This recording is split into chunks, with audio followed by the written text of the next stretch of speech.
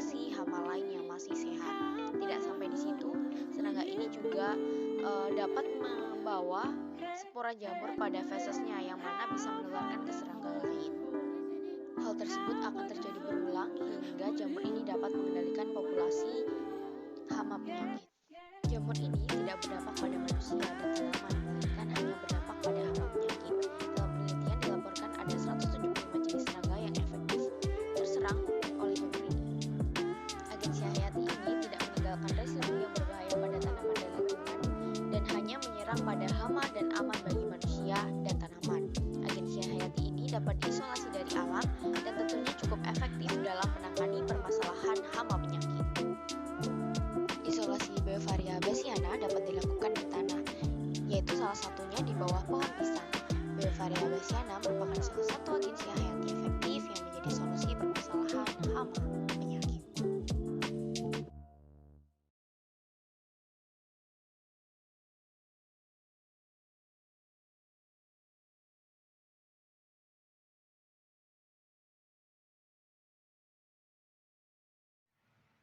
Kedelai merupakan komoditas pangan yang telah lama dibudidayakan di Indonesia, yang saat ini tidak hanya diposisikan sebagai bahan baku industri pangan, namun juga sebagai bahan baku industri non-pangan.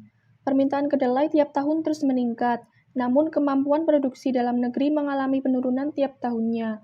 Penyebab dari hal tersebut erat kaitannya dengan beberapa hal, salah satunya organisme pengganggu tanaman atau OPT.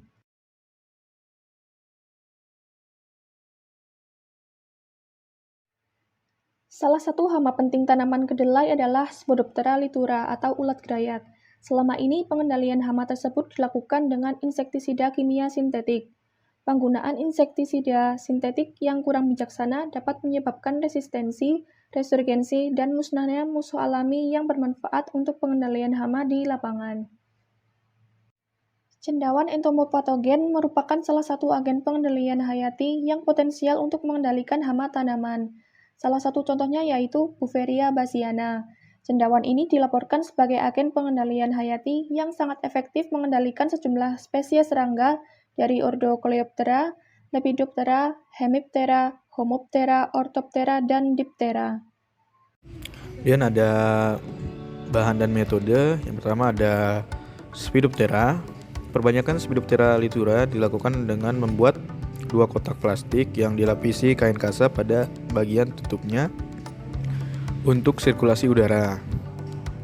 Kotak plastik pertama digunakan untuk pemeliharaan larva Spidoptera litura yang selama hidupnya larva diberi pakan daun kedelai, dan kotak plastik kedua digunakan untuk tempat pembentukan pupa. Larva yang telah membentuk pupa dipindahkan ke dalam kotak plastik pupasi. Kemudian ada perbanyakan Beauveria bassiana. Isolat Beauveria bassiana, hasil restorasi dari hama Spidoptera litura itu di subkultur pada media PDA. Kemudian cendawan Beauveria bassiana yang telah tumbuh pada media PDA diinkubasi selama 7-14 hari sampai spora tumbuh. Setelah melakukan perbanyakan spora, selanjutnya melakukan uji viabilitas spora dan perhitungan kerapatan spora. Untuk aplikasi Beauveria bassiana, 5 helai daun kedelai dimasukkan ke dalam stoples, kemudian diinvestasikan larva Spidoptera litura instar 2 sebanyak 10 larva pada setiap perlakuan. Suspensi Beauveria bassiana diaplikasikan sebanyak 0,85 mili per larva. Setelah dilakukan aplikasi Beauveria bassiana, stoples ditutup menggunakan penutup yang telah diberi ventilasi udara dan dilapisi dengan kain kasa untuk menjaga sirkulasi udara di dalam stoples dan menghindari larva keluar dari stoples.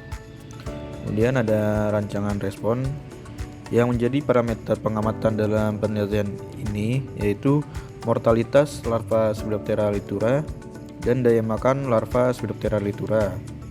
Pengamatan mortalitas total dilakukan setelah waktu pengamatan berakhir dengan menghitung keseluruhan larva dari Spidoptera litura yang mati selama 7 hari setelah aplikasi Beauveria bassiana ini untuk mengetahui mortalitas total larva Spidoptera litura.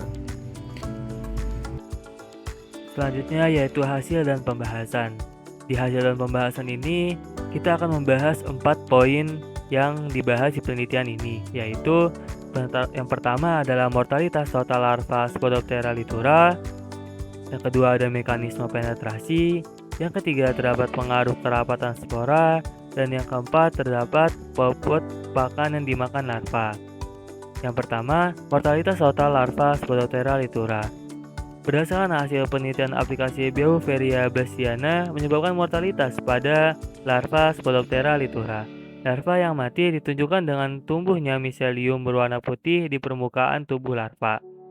Umum larva Spodoptera litura yang digunakan adalah larva instar 2. Tubuh larva yang lunak diaplikasikan spora Beauveria bassiana, diduga spora yang menempel pada kutikula larva berpenetrasi dan masuk dalam tubuh larva yang menyebabkan mortalitas. Yang kedua, yaitu mekanisme penetrasi. Mekanisme penetrasi cendawan entomopatogen ke dalam tubuh inang dipengaruhi oleh struktur ketebalan tubuh kulit inang. Selama penetrasi, Beauveria bassiana menyebabkan gangguan fisiologis dalam serangga yang dimulai dari integumen. Spora dapat berinteraksi dengan kekebalan tubuh larva. Penyakit white muscardine yang disebabkan oleh jamur Beauveria bassiana yang menyerang saluran pencernaan larva Spodoptera litura mengakibatkan gangguan nutrisi hingga kematian. Yang selanjutnya yaitu terdapat pengaruh kerapatan spora. Berdasarkan hasil analisis seragam menunjukkan bahwa aplikasi beberapa kerapatan spora Beauveria bassiana berpengaruh nyata terhadap jumlah mortalitas larva Spodoptera litura. Nilai mortalitas total tertinggi yaitu pada kerapatan spora 10⁻10 mili aquadis dengan 82,50%. Semakin tinggi kerapatan spora yang diaplikasikan, maka semakin banyak pula spora yang menempel pada tubuh larva. Semakin banyak pula enzim dan toksin yang dihasilkan sehingga mempercepat kematian larva Spodoptera litura. Begitu juga sebaliknya. Spora yang menempel pada tubuh larva akan membentuk tabung berkecambah apresorium dan menghasilkan enzim kitinase yang dapat menghancurkan kutikula larva. Spora menghasilkan toksin beauverisin yang dapat menyebabkan kerusakan jaringan tubuh serangga yang terinfeksi secara menyeluruh, dapat mengakibatkan kematian pada serangga. Poin keempat, bobot pakan yang dimakan larva. Hasil analisis seragam menunjukkan bahwa aplikasi beberapa kerapatan spora Beauveria bassiana berpengaruh nyata terhadap bobot pakan yang dimakan oleh larva Spodoptera litura. Aplikasi kerapatan spora tinggi mengakibatkan bobot pakan yang dimakan larva Sporodoptera litura sedikit. Kerapatan spora 10⁻10 mili aquadis dengan rata-rata bobot pakan yang dimakannya yaitu 0,79 gram, berbeda dengan perlakuan kontrol yaitu 1,61 gram. Semakin tinggi kerapatan spora Beauveria bassiana yang diaplikasikan, maka aktivitas makan larva semakin menurun jika dibandingkan dengan kontrol pada saat pengujian. Organisme pengganggu tanaman yang biasa ditemukan pada tanaman kedelai adalah Spodoptera litura atau ulat grayak. Penggunaan agensia hayati Beauveria bassiana dapat mempengaruhi sistem pencernaan dan penyerapan nutrisi oleh ulat grayak sehingga menyebabkan penurunan berat badan hingga kematian. Oleh karena itu, dapat disimpulkan bahwa penggunaan Beauveria bassiana dapat secara efektif dijadikan sebagai agen pengendalian hayati Spodoptera litura pada tanaman kedelai.